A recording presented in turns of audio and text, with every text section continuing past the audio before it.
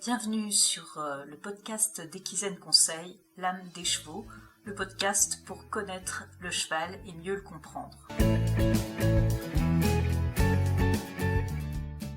Bonjour, on se retrouve comme chaque semaine pour parler éthologie équine, comportement du cheval, éducation, relations et bien sûr bien-être du cheval. Aujourd'hui, on va parler du budget-temps du cheval. Et pour commencer, on va voir comment le cheval occupe son temps lorsqu'il vit à l'état naturel. Parce que, on en parlera ensuite, la domestication peut impacter fortement la répartition des activités du cheval. Déjà, c'est quoi le budget-temps ? Il s'agit de la répartition des activités du cheval, en ce qui nous concerne, sur 24 heures. On va l'établir en observant les chevaux sur des durées assez longues, de façon répétée, à des horaires différents, et ça va permettre d'obtenir un résultat qui sera le plus représentatif possible. Évidemment, il peut y avoir des variations en fonction des individus, de leur sexe, de leur âge, de leur tempérament, mais aussi on a des facteurs externes qui peuvent modifier la répartition des activités, comme les conditions météorologiques par exemple. La répartition dont on va parler tout de suite, c'est une moyenne, qui représente la situation qu'on observe dans la majorité des cas. L'activité principale du cheval à l'état naturel, ça va être s'alimenter. Il va consacrer 15 à 16 heures par jour à consommer essentiellement des graminées, soit 60% de son temps. Évidemment, ça va être réparti sur 24 heures. Entre deux moments consacrés à se nourrir, le cheval va faire d'autres choses. Il va par exemple se reposer. C'est la deuxième activité en termes de durée. Ça va représenter environ 6 heures par jour, c'est-à-dire le quart de son temps. Là encore, ça va être fractionné évidemment en plusieurs fois. Le cheval, il peut se reposer debout. Dans ce cas, il est seulement dans un état de somnolence et il va réagir quand même aux événements qui se produisent autour de lui. Il peut aussi se reposer couché. Alors soit en vache, avec les antérieurs repliés, soit complètement allongé sur le côté. Le repos couché, ça va lui permettre d'atteindre le sommeil paradoxal en particulier, et ce sommeil paradoxal, il est indispensable à la récupération, mais aussi au processus de mémorisation, par exemple. Le cheval va aussi consacrer 1 à 2 heures par jour à surveiller son environnement.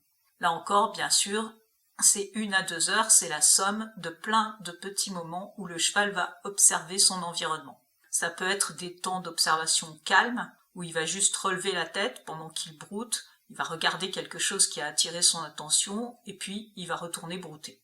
Ça peut être aussi parce qu'il a détecté quelque chose de potentiellement dangereux, un bruit, un mouvement qui l'inquiète, et là, il va adopter ce qu'on appelle une posture de vigilance avec l'encolure très redressée, les oreilles pointées en avant, son tonus musculaire va augmenter, en fait il se tient prêt à prendre la fuite. Cette posture, c'est aussi une alerte pour les autres membres du groupe. Les chevaux vont également se déplacer pour aller d'un point à un autre, aller se mettre à l'ombre, s'abriter de la pluie, changer de zone de pâturage, se rendre à un point d'eau, etc.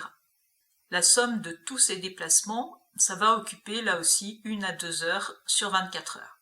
Mais le cheval, il se déplace également en permanence lorsqu'il broute. Et ça, on a vu que c'était 15 à 16 heures par jour. Donc en réalité, les chevaux sont en mouvement les 2/3 de la journée.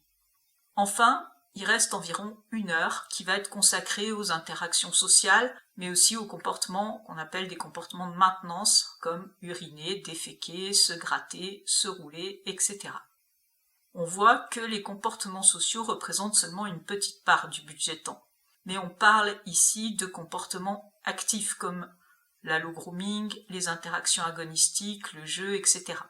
En réalité, le cheval vit 100% du temps entouré de ses congénères. Le groupe lui procure une forme de sécurité qui va lui permettre, par exemple, de se reposer, et de se reposer couché en particulier. Donc même si on n'observe pas d'interaction visible, la présence des congénères est indispensable. Un cheval isolé, il va être extrêmement stressé parce qu'il ne se sentira pas en sécurité. Alors, qu'en est-il du cheval domestique ? Son budget temps, il va être plus ou moins impacté par ses conditions de vie. Un cheval qui vit en groupe, au pré, il aura vraisemblablement un budget temps qui va se rapprocher beaucoup de celui du cheval à l'état naturel.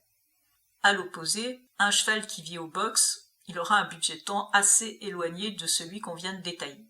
En particulier, le temps consacré au déplacement va être très différent. Les contacts sociaux également sont réduits à un contact visuel le plus souvent, mais le cheval ne peut pas exprimer les comportements qui font partie de son histogramme, comme la low grooming par exemple. Les conditions de repos peuvent également être affectées. S'il y a en permanence de l'agitation dans l'écurie pendant la journée, eh bien le cheval va privilégier plutôt la nuit pour se reposer couché en particulier. Et pour qu'il puisse le faire, il faut que les conditions de couchage soient propices. L'épaisseur, la propreté, la nature de la litière vont avoir une importance. Le repos debout ne suffit pas pour que le cheval puisse récupérer correctement, physiquement et sur le plan cognitif. Concernant l'alimentation, bien si le cheval il est nourri principalement avec du foin, quel que soit son mode d'hébergement, on va se rapprocher des 15 heures par jour consacrées à se nourrir. Mais il faut pour cela que le foin soit accessible en permanence. Les dispositifs de slow feeding, comme les filets à foin par exemple, peuvent être intéressants. Ça permet d'une part de contrôler la quantité ingérée par le cheval et d'autre part d'augmenter la durée nécessaire pour ingérer une même quantité de foin. Néanmoins, un cheval qui mange au râtelier, bien, il ne se déplace pas en mangeant, contrairement à un cheval qui broute.